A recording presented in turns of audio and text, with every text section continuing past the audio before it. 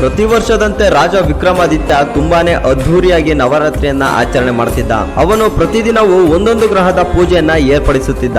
ಅದು ಬೇರೆ ಅಂದು ನವರಾತ್ರಿಯ ಕೊನೆಯ ದಿನ, ಪ್ರಬಲನಾಗಿದ್ದ ಶನಿ ಮಹಾತ್ಮನನ್ನು ಆರಾಧನೆ ಮಾಡುವ ದಿನ.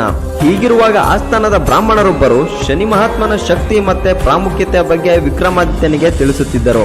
ಆ ಸಮಯದಲ್ಲಿ ರಾಜ ವಿಕ್ರಮಾದಿತ್ಯನ ಜಾತಕ ನೋಡಿ ದಿಗ್ಭ್ರಮೆಗೊಂಡ ಬ್ರಾಹ್ಮಣ, ನಿಮ್ಮ ಜಾತಕದ ಪ್ರಕಾರ ಶನಿಗ್ರಹವು 12ನೇ ಹಂತದಲ್ಲಿ ಪ್ರವೇಶಿಸಲಿದೆ, ಇದು ನಿಮ್ಮ ಅತಿ ದೊಡ್ಡ ಕೆಡುಕಿಗೆ ಕಾರಣವಾಗುತ್ತದೆ ಎಂದು ಎಚ್ಚರಿಸಿದರು.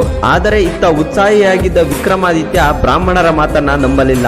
ಅದರ ಬದಲಿಗೆ ಶನಿ ಎಲ್ಲರಿಗೂ ತೊಂದರೆ ಮಾಡುವವನು, ಅವನು ತನ್ನ ಸ್ವಂತ ತಂದೆ ಮತ್ತೆ ಗುರುವನ್ನೇ ಬಿಟ್ಟಿಲ್ಲ, ಅಂತಹವನು ನನ್ನ ಪೂಜೆಗೆ ಹೇಗೆ ಅರ್ಹನಾಗುತ್ತಾನೆ ಎಂದು ಅಹಂಕಾರದಿಂದ ನುಡಿದನು. ಅದರಲ್ಲೂ ತನ್ನ ಮೇಲೆ ಶ್ರೀದೇವಿಯ ಸಂಪೂರ್ಣ ಆಶೀರ್ವಾದವಿದೆ, ನನಗೆ ಯಾರು ಏನು ಮಾಡಲು ಸಾಧ್ಯವಿಲ್ಲ ಎಂಬ ಆತ್ಮವಿಶ್ವಾಸ ಅದಾಗಲೇ ಅವನಲ್ಲಿ ಮನೆ ಮಾಡಿತ್ತು. ಇತ್ತ ನವರಾತ್ರಿ ಆಚರಣೆಯ ಸಂದರ್ಭದಲ್ಲಿ ತನ್ನನ್ನು ವಿಕ್ರಮಾದಿತ್ಯ ಅವಮಾನಿಸಿದ ಎಂದು ಕೋಪಗೊಂಡ ಶನಿದೇವ ತನ್ನನ್ನು ಪೂಜಿಸುವಂತೆ ಮಾಡಿಯೇ ಮಾಡುತ್ತೇನೆ ಎಂದು ಶಪಥಗೈದ. ಹಾಗಾದ್ರೆ ಶಪಥ ಮಾಡಿದ ಶನಿದೇವ ವಿಕ್ರಮಾದಿತ್ಯನನ್ನ ಹೇಗೆಲ್ಲ ಕಾಡ್ತಾನೆ, ಇದಕ್ಕೆ ಪ್ರತಿಯಾಗಿ ವಿಕ್ರಮಾದಿತ್ಯ ಇನ್ನೇನು ಮಾಡ್ತಾನೆ ಅಂತ ಮುಂದಿನ ಸಂಚಿಕೆಯಲ್ಲಿ ನೋಡೋಣ.